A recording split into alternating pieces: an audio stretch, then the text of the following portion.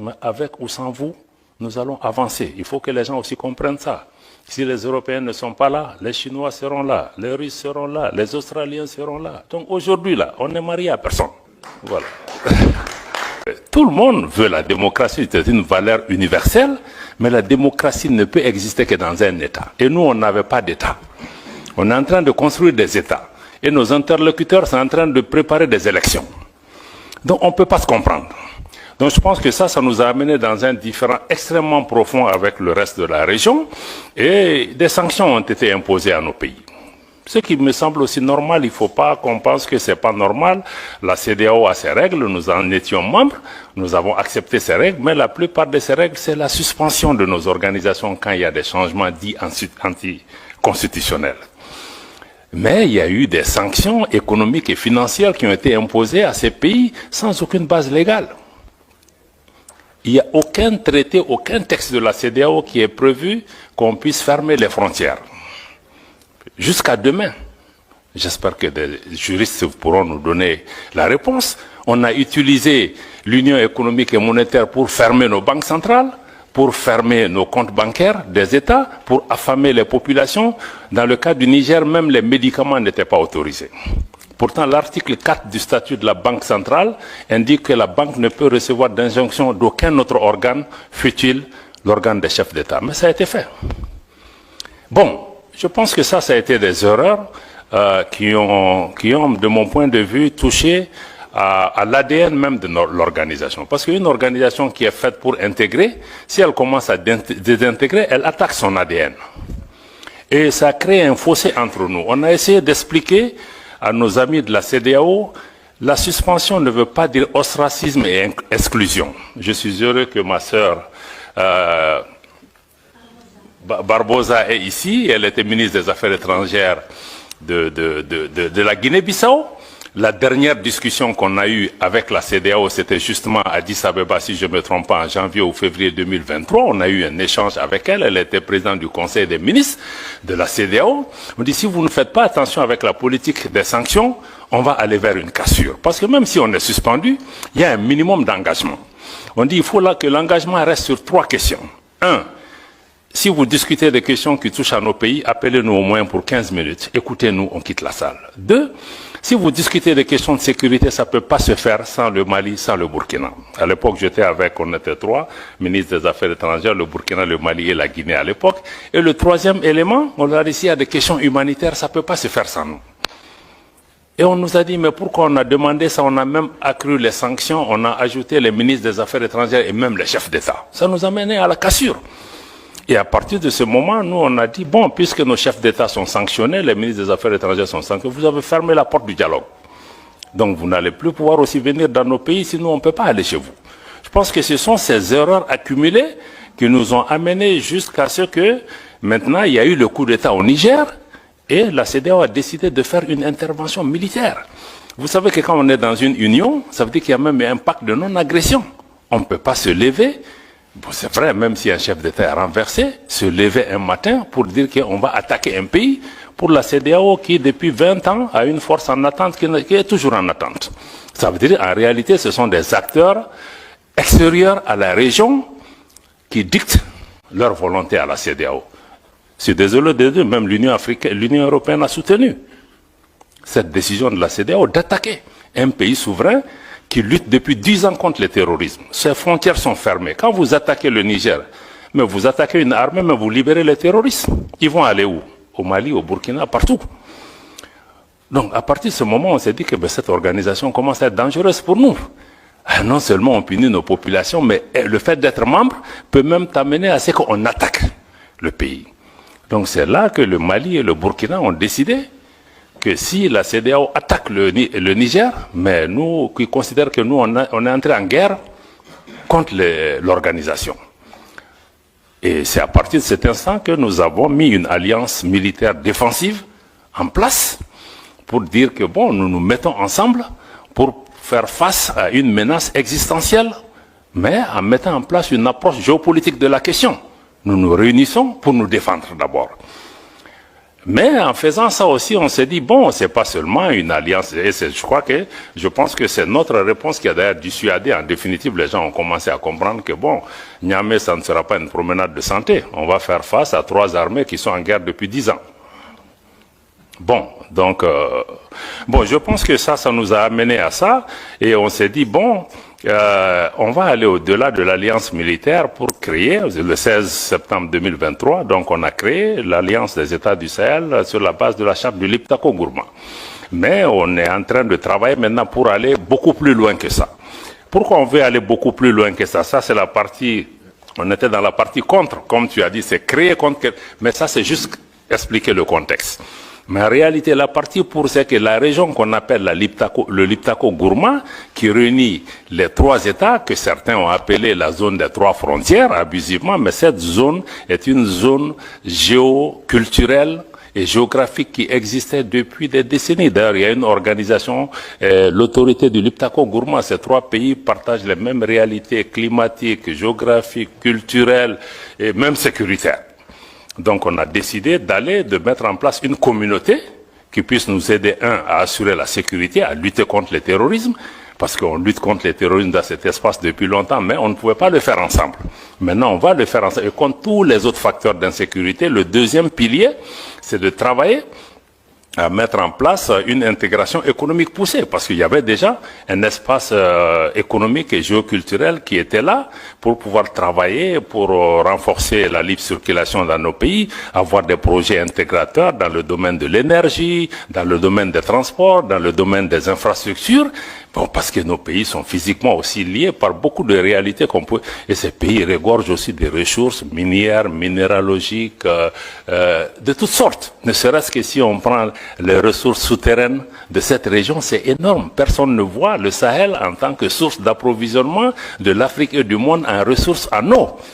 Parce qu'on voit que l'aspect désertique. Donc, je pense que ça, il y a l'aspect intégration économique sur lequel nos ministres des Finances et les ministres en charge du développement ont travaillé pour pouvoir vraiment nous rapprocher davantage. Et le troisième, c'est vraiment travailler ensemble pour que nos pays parlent d'une seule voix, avoir une action diplomatique coordonnée. Donc, si on dit donc cet espace économique là sur lequel on est en train de travailler, je pense que c'est extrêmement important de regarder nos ministres en charge des affaires étrangères ont recommandé au chef d'État d'aller même vers une confédération. C'est-à-dire que une confédération en prélude à une fédération des 3 États, qui se fera par étapes. Pourquoi nous proposons ça? Parce que nous, nos pays, je dois le répéter, la première réponse était peut-être raconte quelque chose, mais quand on a commencé à exister, beaucoup ont dit, même la CEDEAO, les premières réactions, quand on a signé la charte du Liptako Gourma, c'est que ces pays veulent casser la région. Ils veulent diviser, ils veulent attaquer l'intégration africaine. Mais le Mali, le Burkina, quand vous regardez nos leaders historiques de Modibo Keïta au Thomas Sankara jusqu'à aujourd'hui, mais ces pays restent fondamentalement engagés pour l'intégration africaine. L'article 180 de la dernière constitution du Mali, adoptée l'année dernière, réitère l'attachement du Mali à abandonner tout ou partie de sa souveraineté pour réaliser l'intégration du Mali, de l'Afrique, avec tout État africain.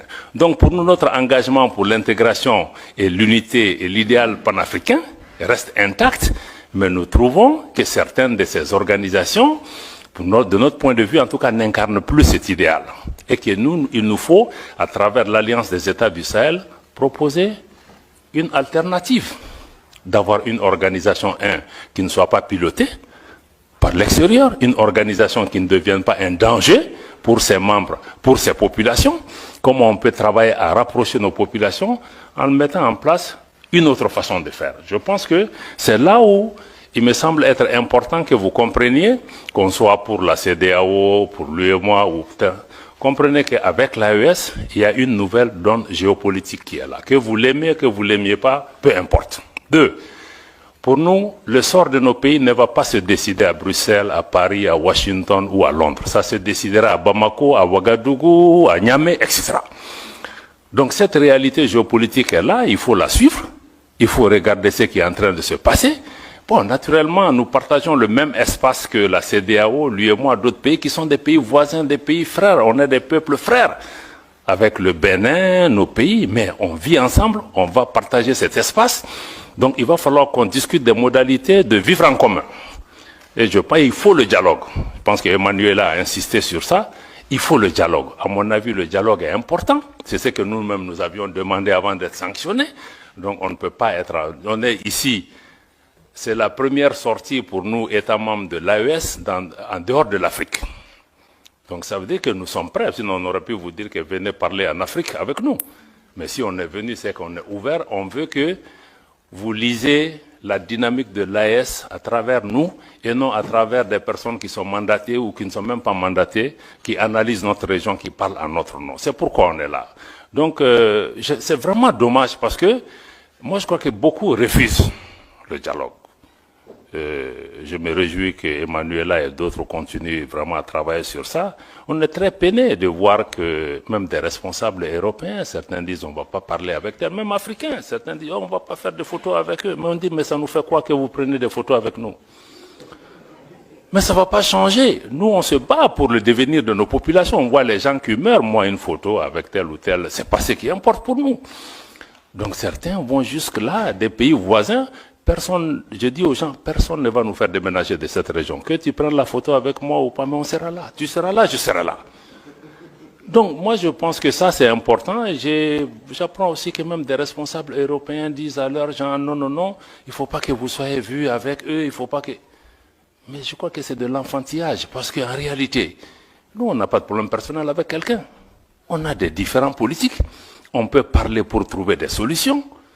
Mais vraiment, nous, on n'a pas... Je pense qu'il faut que nos dirigeants s'élèvent à la hauteur de leurs tâches et de leur mission et non être dans des épiphénomènes de faire des photos ou de gérer des mains des gens. Moi, si c'est l'intérêt du pays, même avec le diable, je vais dealer. Voilà, donc quand c'est nécessaire. Donc je pense que ça me semble être... ça me semble être important. Voilà, donc du point de vue de l'AES, je vois que c'est ce qu'il faut que vous compreniez. Il y a une dynamique qui est en cours. La CEDEAO va continuer son parcours. On va se parler. On va identifier des moyens de coexistence pacifique. Surtout, ce qui est important, c'est comment travailler pour pouvoir préserver l'intérêt de nos populations qui vivent dans ce pays. Des pays qui ont toujours été fraternels. Je vous dis que nos populations sont en avance sur nous. Tous les problèmes que vous voyez dans la région, c'est entre les dirigeants. Hein? Ce n'est pas entre les peuples. Moi, je vais dans tous ces pays où les dirigeants ne veulent pas nous parler, mais les peuples sont chaleureux avec nous. Donc les populations n'ont pas de problème, il faut que les dirigeants suivent leur population. Voilà, donc pour moi vraiment c'est ça, je vais peut-être laisser le reste pour qu'on vienne vraiment à des questions majeures, mais aujourd'hui l'AES se bat pour ça, pour une gouvernance améliorée, une gouvernance qui réponde aux préoccupations de nos populations. Préoccupation numéro 1, sécuritaire. Sécuritaire pour reprendre en main nos États. Et ensuite créer des modèles de gouvernance qui peuvent... mais il faut une économie, il faut une transformation structurelle de nos économies pour que nos économies profitent à nos populations. Parce que toutes ces richesses qui sont là, nous, au État de l'AES, nous voulons désormais discuter différemment avec ces États, parce que les anciennes puissances coloniales ou d'autres, il y avait des donnes qui étaient là. Nous, on n'est plus dans ça. On veut rabattre les cartes pour regarder. On veut naturellement que les partenaires qui viennent gagnent, mais qu'en priorité, nos populations gagnent. Et on sait que les ressources sur lesquelles on est assise nous permettent de discuter d'abord pour que ça bénéficie à nos populations. Si d'autres partenaires en bénéficient aussi, c'est tant mieux. Donc nous sommes dans cette ouverture, réaffirmer notre souveraineté, y compris la souveraineté économique, le contrôle de nos matières premières, qu'on puisse discuter les choses par rapport à ça. Et sur le plan global, nous voulons travailler au niveau pour un monde multipolaire. Un monde où ce n'est pas un club de 2, 3, 4 pays qui contrôlent le monde, mais que les forces politiques, économiques, sociales qui sont apparues dans le monde, que chaque voix compte, qu'il y ait plus d'équité, que la politique de 2 poids, 2 mesures, ça cesse. Qu'on cesse aussi d'instrumentaliser les Africains les uns contre les autres, parce que moi je trouve que même notre différend avec la CEDEAO, c'est d'autres qui nous distraient. On n'en a pas besoin.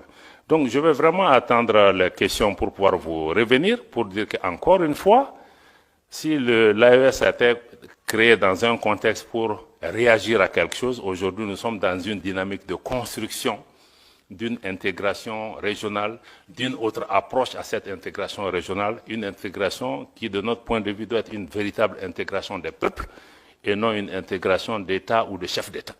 Voilà, c'est vraiment la dynamique que nous partageons avec le Burkina et le Niger. Et aujourd'hui, sur le plan de la sécurité, nous travaillons, il y a des résultats probants sur le terrain.